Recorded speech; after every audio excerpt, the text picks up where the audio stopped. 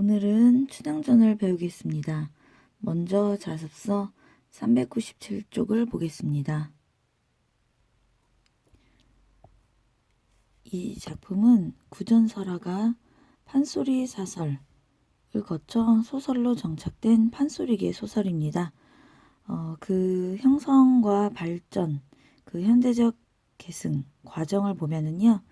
근원설화 일대에 여러 가지 이야기들이 모여서 판소리 사설로 불리게 되고 그 다음에 소설로 정착을 하게 됩니다. 개화기 때는 신소설이라는 것으로 개작이 되고요. 현대소설 그리고 현대시로 다양하게 계승되어 왔습니다.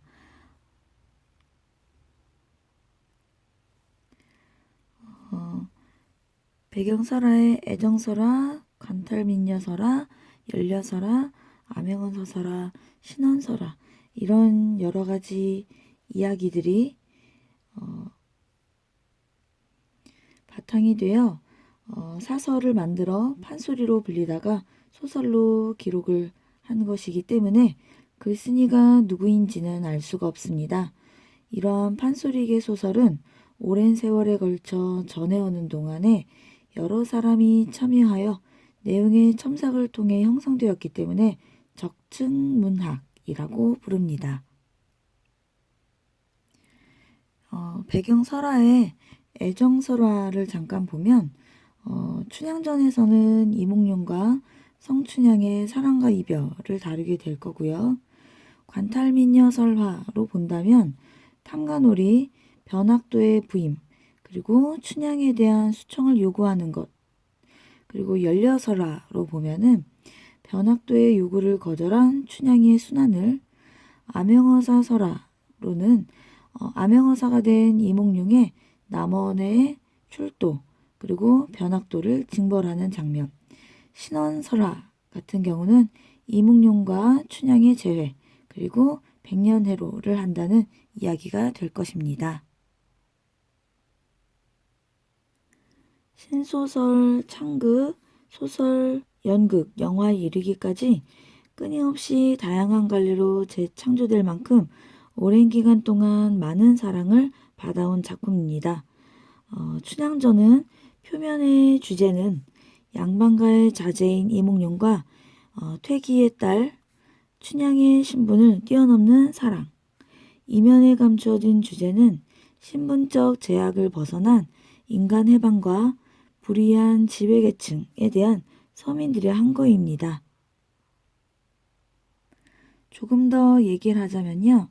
표면적인 주제는 춘향에게 수청을 요구하는 변사또의 억압에 맞서 끝까지 정절을 지키는 여성의 지조와 절개, 연려의 정절을 얘기하고 이면적인 주제로 본다면 신분 상승에 대한 민중의 욕망, 신분제 사회의 모순에 대한 비판, 이것은 이제 기생의 딸인 춘향이 사대부의 자제인 이몽룡과 혼인을 해서 신분이 상승하게 되는데요. 이것은 신분적인 제약을 넘어선 자유연애 사상을 그리고 변사토의 횡포를 통한 지배층의 수탈과 부패상을 고발하는 내용으로 보면은 지배층의 횡포에 대한 민중의 항거인 주제로 볼 수가 있습니다.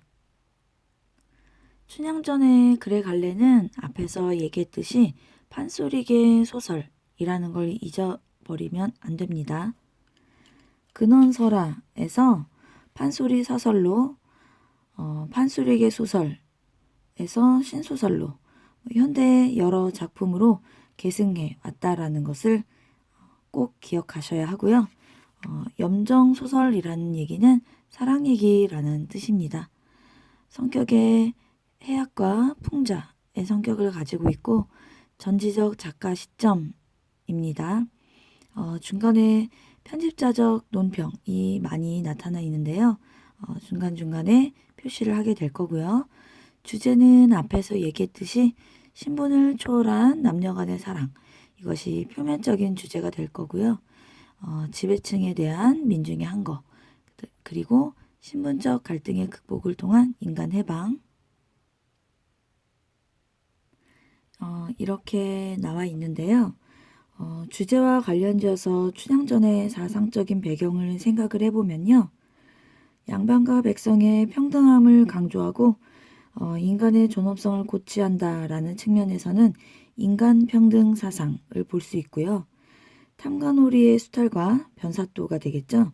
탐관오리의 수탈과 횡포, 그것을 징계하는 것으로 본다면 사회 개혁 사상, 그리고 봉건적 사회 질서의 부정으로 본다면 자유연의 사상을, 춘향이의 지조와 정절을 본다면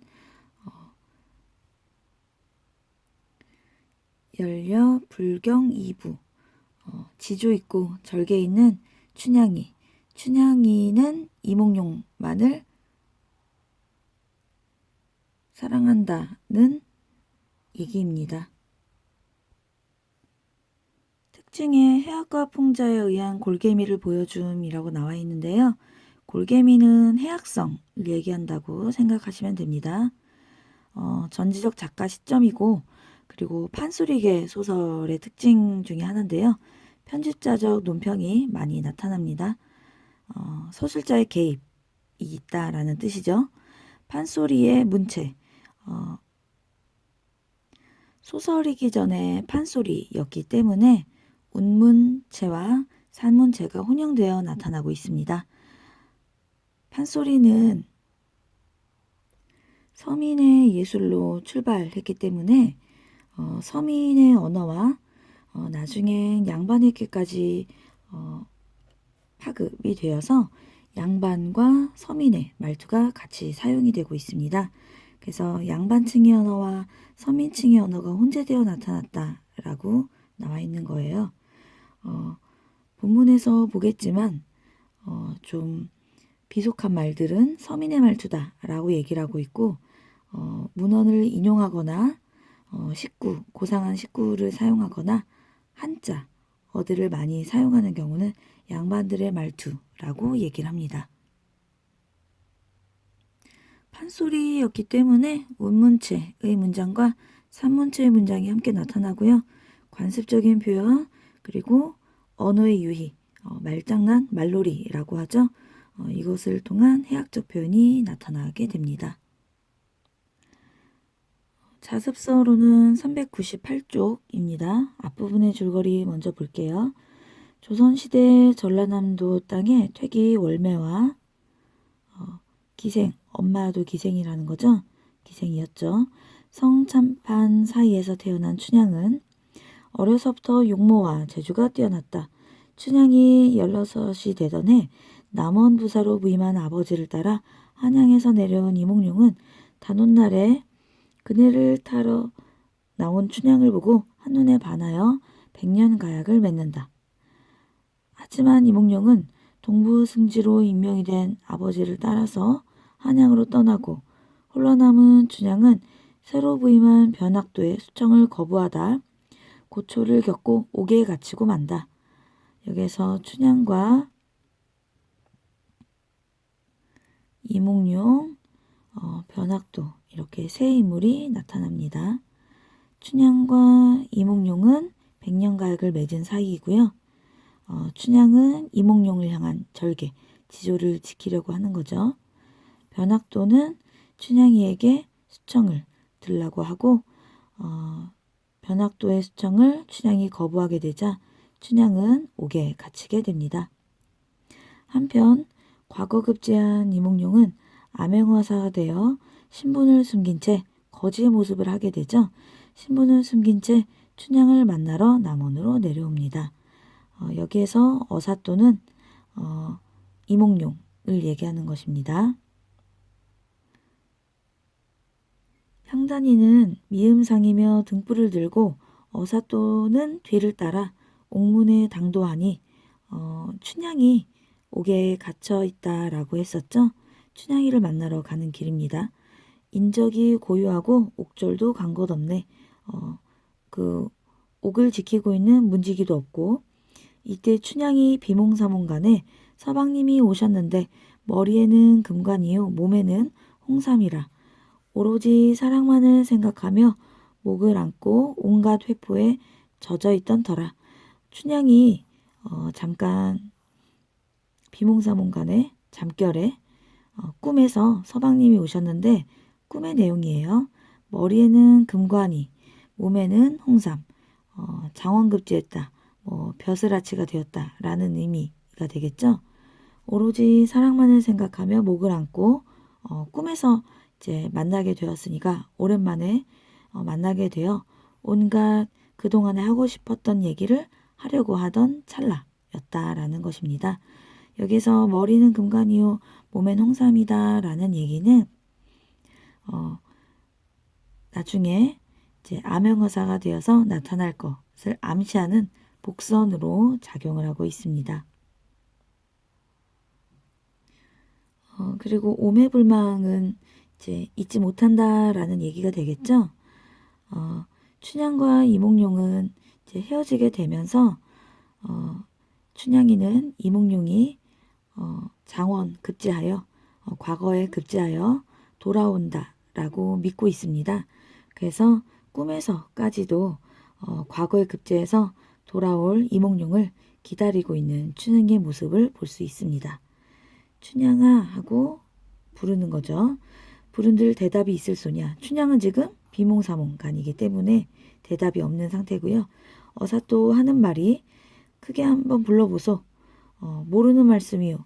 여기에서 동원이 마주 있는데 소리가 크게 나면 변사또가 연문할 것이니 무슨 소란인지 알아볼 테니 잠깐 지체하옵소서. 잠깐 기다리세요. 조용히 해주세요.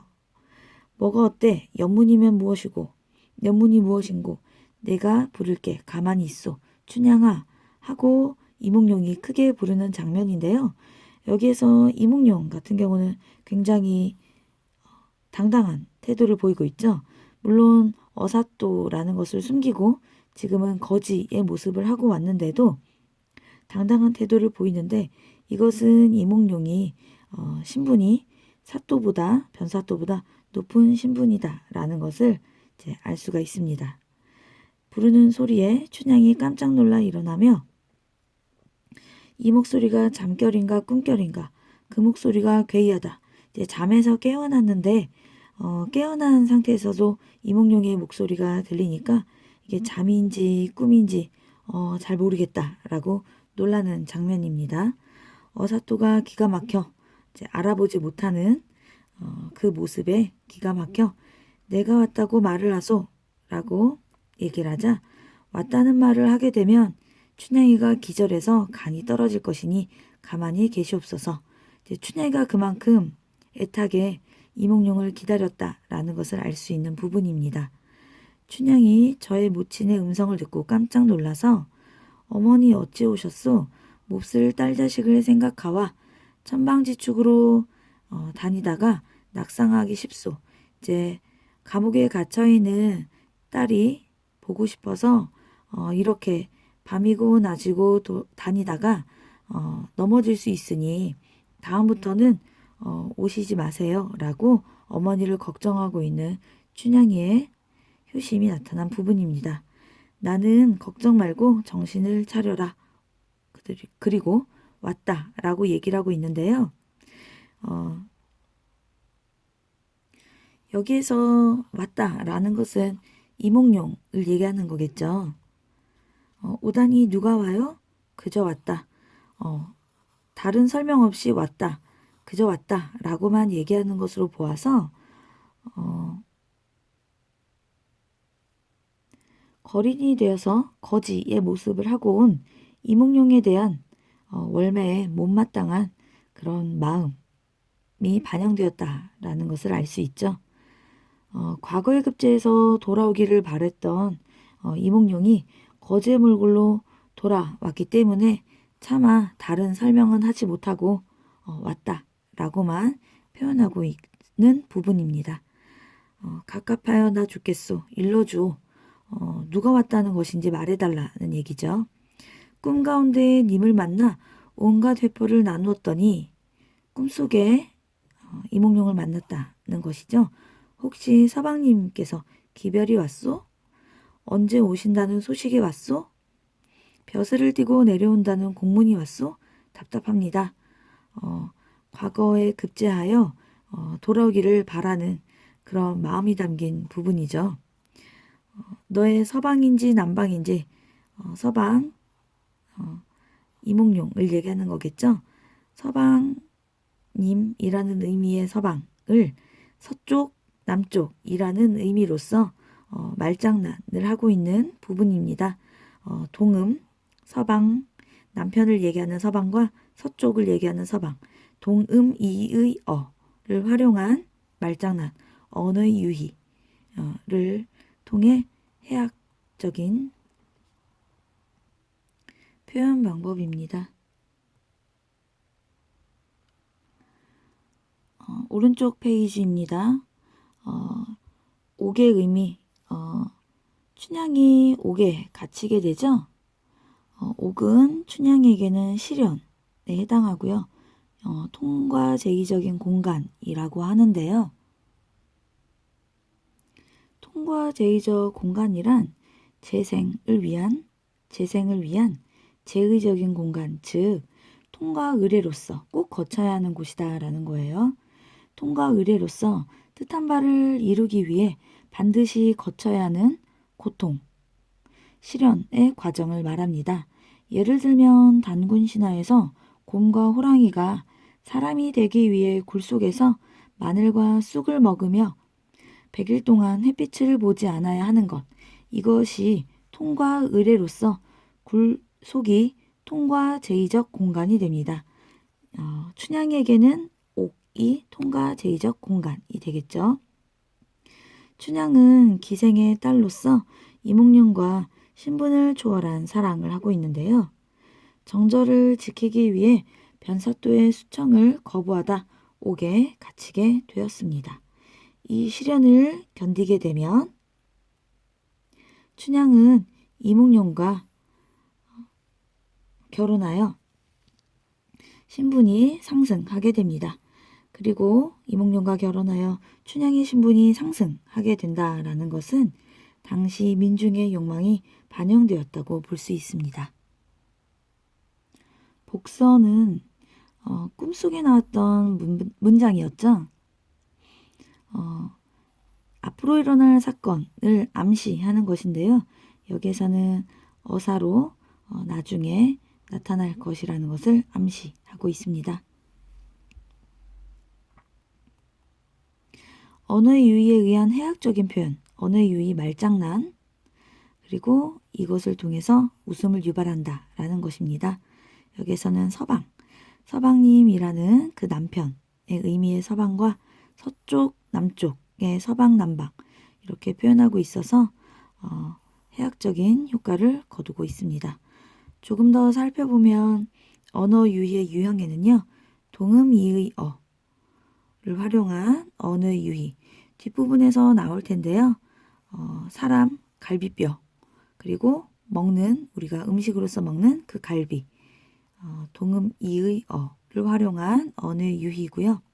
방금 배웠던 서방인지 남방인지 이 부분 동음 이의 어를 활용한 언어의 유희가 되겠습니다.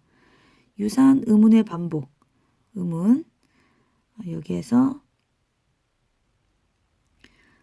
양반 할 때 이 반자를 반복해서 유사한 의문 반복을 통해 웃음을 유발하고 있습니다. 언어의 도치 이거 본문에 나올 건데요. 암행어사 출도 장면에서 이제 놀라는 변사또가 도망가는 장면에서 이렇게 얘기하는 문장이 나옵니다. 문장의 순서가 바뀌었지요. 바람 들어오니까 문을 닫아 목이 마르니까 물을 들여라 라고 얘기해야 되는데 바꿔서 표현함으로써 해악을 유발하고 있습니다.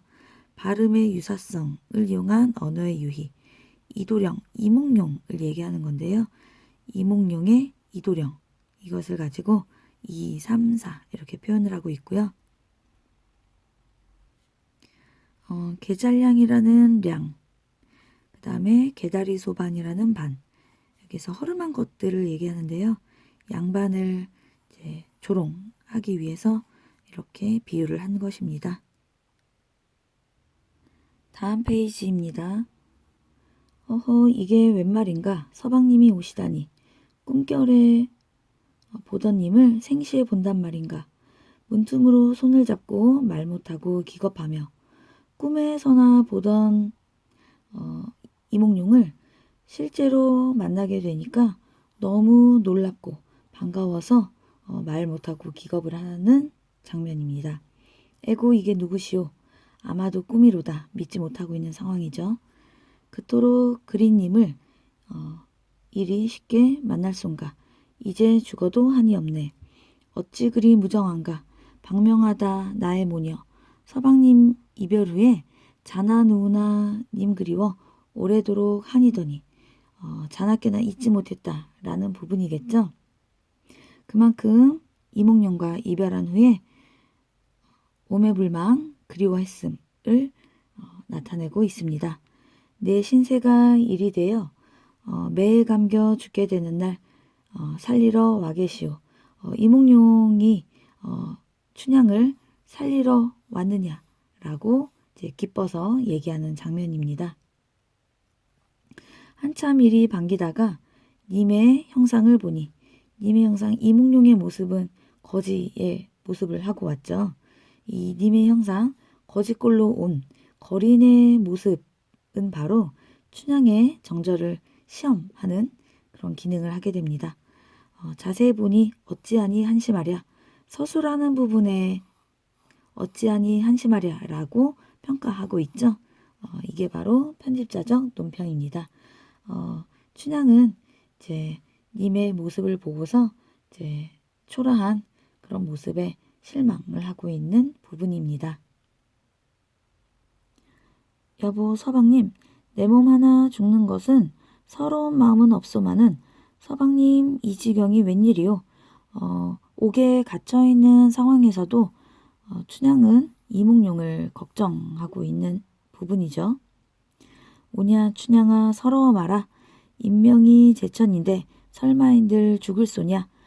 여기에서 관습적인 표현을 사용하고 있는데요. 이것은 사람의 목숨은 하늘에 달려있다 라는 그런 표현입니다. 이 문장을 보면은 춘향이에게 이제 걱정하지 말라고 얘기를 하고 있죠. 이것은 춘향이 죽지 않으리라는 것을 암시하고 있는 부분입니다. 그래서 복선의 역할을 하고 있습니다. 춘향이 저의 모친을 불러 이제 엄마를 불러서 얘기하는 장면인데요.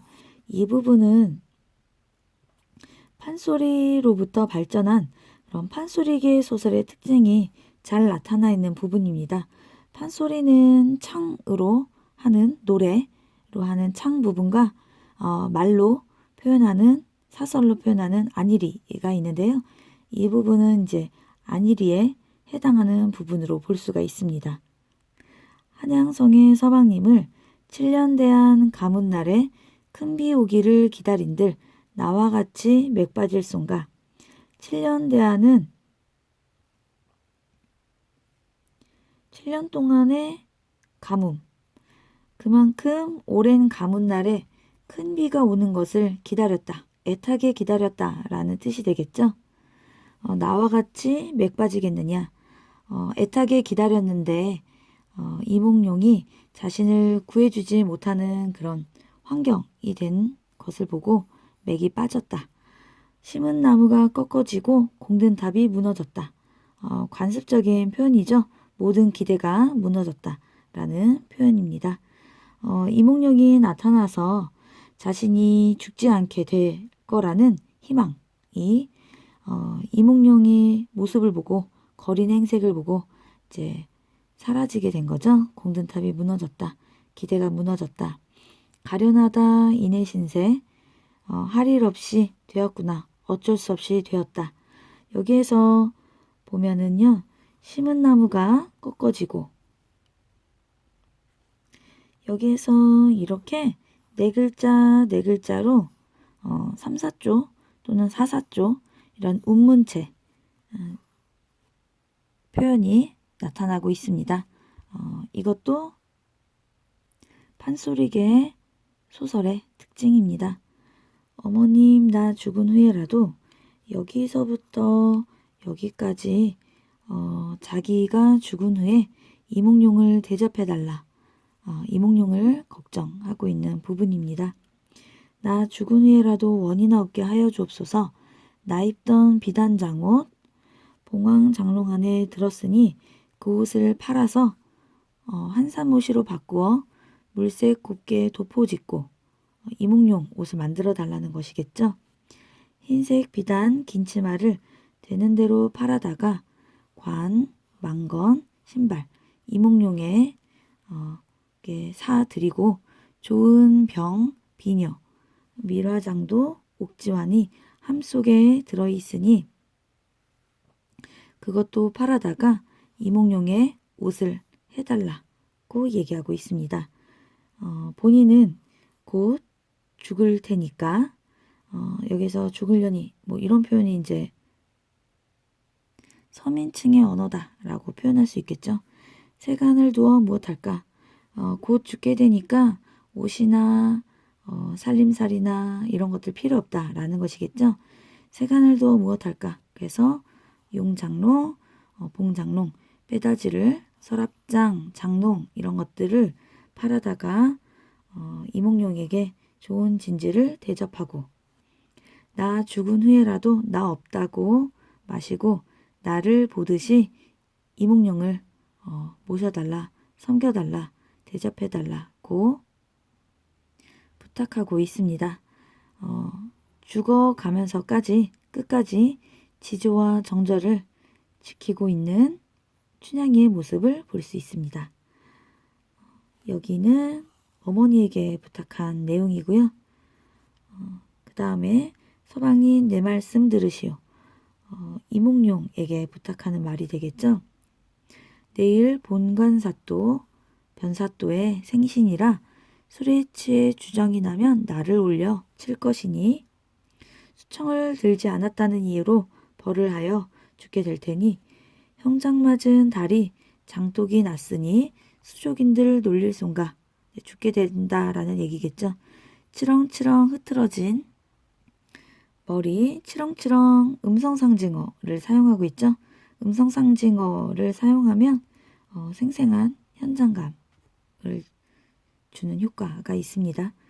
흐트러진 머리 이럭저럭 걷어얹고 이리 비틀 저리 비틀 들어가서 곤장을 맞고 죽거들랑 사꾼인 척 달려들어 둘러엎고 이몽룡이 일꾼인 척 자신을 업고서 우리 둘이 처음 만나 놀던 부용당 적막하고 고요한 데 뉘어놓고 본인이 죽으면 서방님이 손수 염습하되 나의 혼백을 위로하여 입은 옷을 벗기지 말고 양지 끝에 묻었다가 서방님이 귀히 되어 벼슬에 오르거든 과거 급제하게 되면 잠시도 지체 말고 육진장포로 다시 염습하여 장례를 치러달라는 얘기입니다. 조촐한 상여 위에 덩그러니 실은 후에 북망산천 찾아갈 때 앞남산 뒤남산 다 버리고 한양성으로 올려다가 선산 발치에 묻어주고 여기에서 선산은 이몽룡의 조상이 묻힌 곳을 얘기하겠죠. 이곳에 묻힌다 라는 것은 선산발치에 묻어주고 이곳에 묻힌다는 것은 춘향이가 이몽룡의 가족의 일원으로 인정을 받는 것이고 이것은 곧 춘향의 신분 상승을 의미한다고 볼 수 있습니다. 선산발치에 묻어주고 비문에 새기기를 수절 원사 춘향지묘 절개를 지키다 원통하게 죽은 춘향이의 묘라고 8자만 새겨달라. 여기 부분은 춘향의 신분 상승을 의미하고요. 이몽룡에게 자신의 시신을 처리해달라고 얘기하고 있습니다. 춘향은 자신이 영락 없이 죽으리라고 짐작을 하고 유언으로 여러 가지 일을 당부하고 있습니다. 그 중에서 자신이 죽으면 서방님이 손수 염습을 하여 선산발치에 묻어달라는 부탁은 스스로 이몽룡의 정부인이자 이시문종의 적통 며느리로 인정해달라는 것입니다. 그리고 수절원사 춘향지묘를 비석에 새겨달라는 것은 본인이 절개를 지켜서 죽었다는 사실을 사람들이 알 수 있도록 해달라는 말로써 자신의 행동을 정당하고 도덕적인 일로 생각하고 있음을 알 수 있습니다.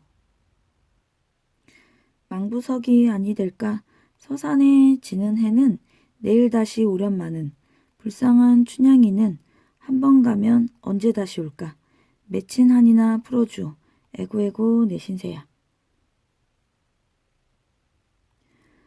여기에서는 사랑하는 이몽룡을 두고서 죽어야만 하는 처지에 대해서 자신의 신세를 한탄하고 있는 부분입니다.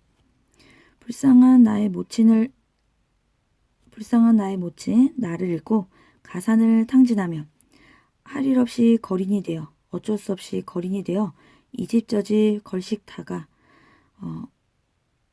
언덕 밑에 조속조속 졸면서 기운을 다해 죽게 되면 지리산 갈까마귀 두 날개를 떡 벌리고 둥덩실 날아들어 까옥까옥 두 눈을 파먹은들 어느 자식이 있어서 후회하고 날려주리. 자신이 죽은 다음에 혼자 남게 될 어머니를 걱정하고 있는 부분입니다. 후연은 이제 새를 쫓는 그런 소리를 얘기하는 거겠죠. 까마귀가 달려들을 때 날려줄 그런 자식이 없다라는 얘기를 하고 있습니다. 그래서 자신이 죽은 다음에 혼자 남게 될 어머니를 걱정하고 있는 부분입니다. 오른쪽 페이지입니다. 편집자적 논평. 어찌하니 한심하랴. 이런 부분들은 거의 편집자적 논평이라고 보면 됩니다. 서술자가 직접 관여해서 인물의 말, 행동, 사건에 대해서 직접 설명, 자신의 생각, 또 논평하는 것을 말합니다. 고전소설에서 많이 나타나는 부분이죠.